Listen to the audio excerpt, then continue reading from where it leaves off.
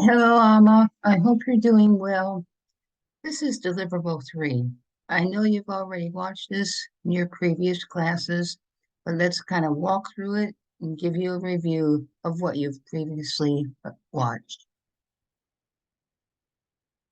So what are we going to talk about? The Module 3 content, Deliverable 3, the grading rubric, 4 scenarios. You can remember the 4 scenarios. There were 4 kind of interesting ones. One was about a Chicago home daycare. A second was robotic assistant. The third was the driverless car. And the fourth was the flying car. Now, in our last class, you created some interesting information about these 4 scenarios. You earned perfect score for all 4. Also, I did share some resources with you in the past and some tips for success. So most of this you've already seen. But as I previously stated in our last video, I'm going to focus on the area where you are having problems. And then for the rest, I'll just kind of go over it rather quickly, just as a review.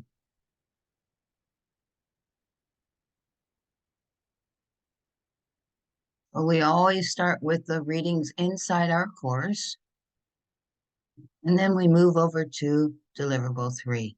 You can see the competency, the scenario information, and your instructions, which you did great on for the most part. The real challenge that you've been having is with APA formatting. So in a few minutes, I'm going to take more time to focus on those. But let's just continue this brief overview. We know we have this grading rubric.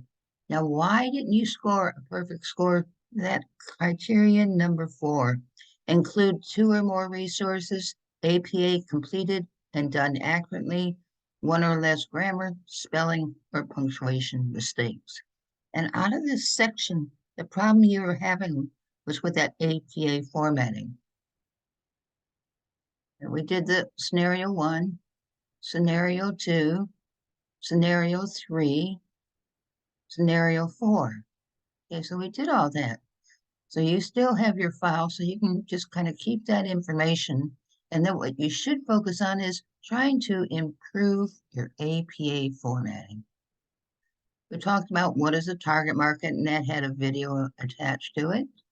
Identify the criteria used to select the best target market. When you were doing this, you were selecting unique criteria for each of the 4 scenarios.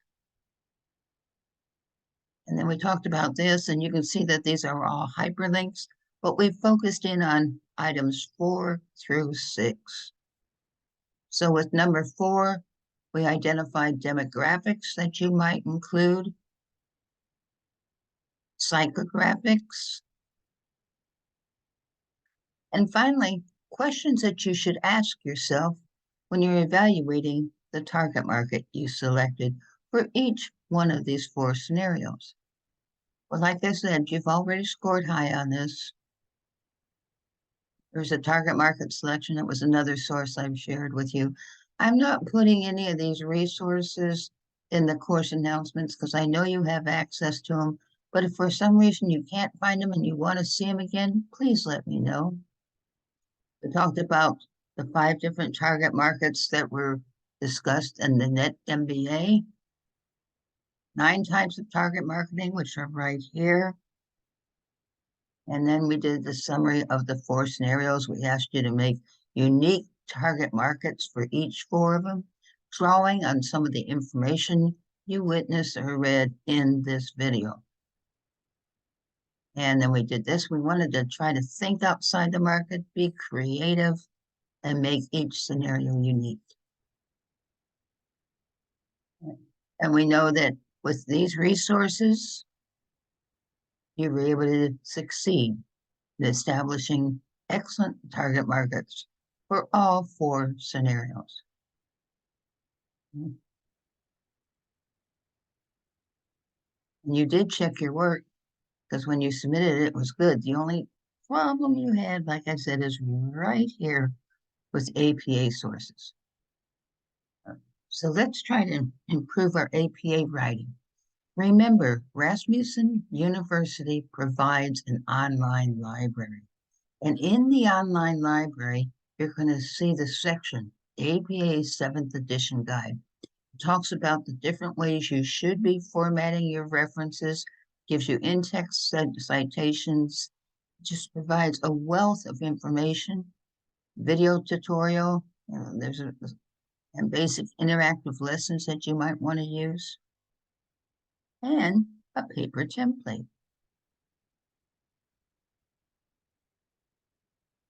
We're not going to go up there right now. Oops. Oops. Hold on. It just logged into the site. Give me just a second. Let me get this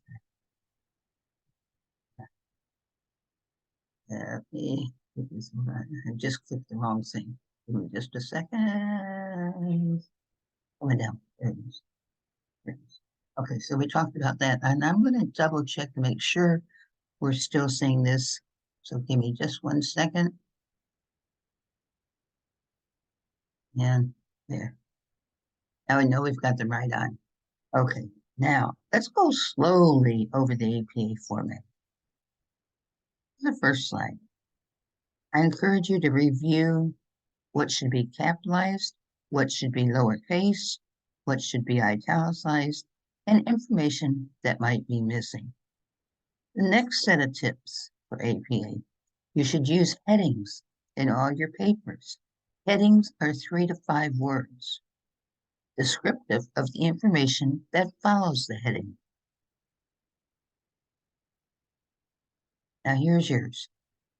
Let's take some time with this.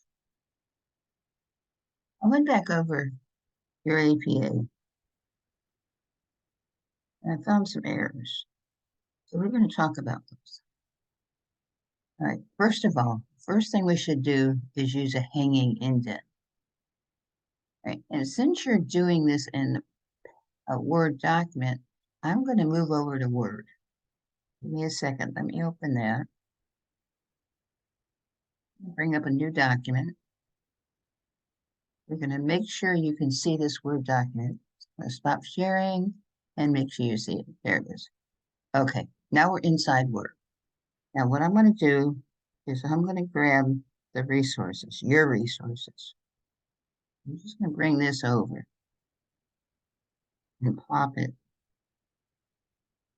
right into Word. And there we are.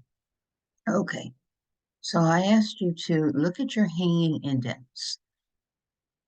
The way you submitted your references, they were all straight up and down, okay? They should be hanging. So how do you make a hanging indent? Actually, there's more than one way. You could, if you're just typing with no text, so you had no text there, and you're trying to get the hanging indent set up before you have text, you're up on your toolbar, on the Home tab. You see the paragraph group? There's a little drop-down arrow there. Go there. Okay, now we're inside. This special has a list arrow. Click on that list arrow. You can see none, first line, and hanging. Okay, now as I click each one of these, watch this sample down here. If it's first line, then just the first line is indented. Now, if you choose hanging, the only line that's not indented is the no text. Now, let's come here. I want to select this. Okay. So my first source is selected. I'm going to go back up to this list area. We're on the Home tab in the paragraph group. We're going to click on this list arrow. Remember special. And we're going to use the list arrow.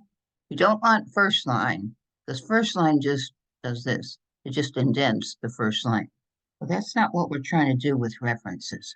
What we're trying to do with references is go up here and select hanging. Hanging. Okay. Now hanging selected. Once it's selected, click the OK button and look. The only line that's flush up against the margin is the first line. Everything else is indented. Okay, let's do this one. We're going to select your text on the Home tab. in the paragraph group, click on the list arrow. Under Special, use your list arrow and click Hanging. See how it's going to indent? There we go. Now that's hanging, so that takes care of that one. Now how about this? How to format the title of a journal. So here's our journal, right here. That's the title. Okay. What words are capitalized? First word in the title of an article, all proper nouns, and if you have a colon, which you do right here, the first word after the colon should also be capitalized. What you have to do is take this lower and convert it to uppercase. All right, let's finish reading the title. See everything? All that's good. All right, now let's go down to this one. Right here is your, let's see how much of it is. This is it. All that. Hmm. Now that's almost every word starts with a capital letter, which is wrong. We only want the first word, any proper nouns, and if you have a colon, which you do right there, this word should also be capitalized. So this, all that, should be lowercase. So I'm going to move up here, have three A's. The one I want is right there. If I click on that, I have lowercase. Now watch. It just changed all that to lowercase, which is correct. All right, now this one. The case of the latest recruitment cohort in communication studies. Now, from what I interpret here, I believe that that's not a proper noun, that there's nothing out there about a proper noun. I'd have to look at the article to know for sure if that's the case. But I think that those are just regular words, not proper noun. And if that's the case, then we need to come back up to this double A, use the list arrow, and change it to lowercase. Okay? All right. So that looks pretty good. Now, I believe this part is a journal. I hope I'm doing this right because I can't even pronounce it. It's kind of some foreign language which I don't understand. But I believe that's the journal title. If that's the journal title, then almost every word would be starting with a capital letter. So you did that right. But it also says to italicize it. So come over here and italicize the journal. Okay? Now, I see this 12. So to me, tells me it's a volume number. You have a volume number and an issue number. The issue number is 1, but the volume number is 12. So in this case, all volume numbers, such as 12, are italicized. Same thing up here. This is a volume number. That should also get italicized. Okay? Right. Now, we've got the journal title italicized down here. We also have a journal title up here. See this? International Journal of Nonprofit and Secular Marketing. Italicize that. Italicize that. Like that one here, the I. And this is a volume number. Look, you italicized it, which is good. But it looks like, you see that underscore for that U? It looks like everything's been like underlined. You don't want that. So just select this whole thing and take off that underline. Okay? Now, grab this. This is all underlined, which shouldn't be the case. So we're going to take all that out. And then we're going to remove it. Okay? I believe you also underlined this. So any underline, take it out. Okay. I think we're doing good. All right. And this was what would happen if you didn't have text. Okay, so let's get rid of that. So how to format the title of a journal and how to format a journal title. So this was the name of the journal. This was the name of the journal. This part right here is the article, the title of the article. And this was the title of the article. So we have the title of the article and the journal. Now let's go back over everything. You did a great job here. See all that, all the authors? Nice job, nice job. Another thing you did was put in the date. Great job. And now we just corrected the journal title, the title of the article in the journal, I should say. And we just worked with the journal title and volume number. And look what you did here. Perfect. That's the correct way to enter page numbers. And another thing that you did really great on is right here. You found the DOI for this journal in the International Journal of Nonprofit. So you did all that right. It was just some small things that if you would just work on those, you could earn a perfect score for this assignment. Same thing down here. Did some really great stuff. You've got the authors, got the year. You did give me the title of the journal. It was just not formatted quite right. But with a few simple clicks, you could fix that. Also here, you had the journal title. It just wasn't formatted right. So about half of your work was really good, and the other half could be quickly fixed. Right. Let me go back to our PowerPoint. And I'll stop sharing for just a second and bring you back in here. And here you are. So if you could just watch those, you could do an awesome job on this presentation. You could get a 4.0. All right. Now, here's another thing. Let me show you. I put a copy of this. Let's see. Let me get to the right one. Oh, maybe not. But over in the course announcement, look at this. I found a little image which I thought was really good.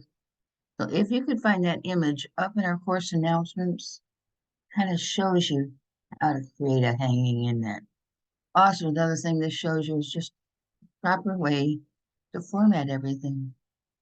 What gets uppercase, what's lowercase, what's italicized. This retrieved from, okay, this retrieved from is now old.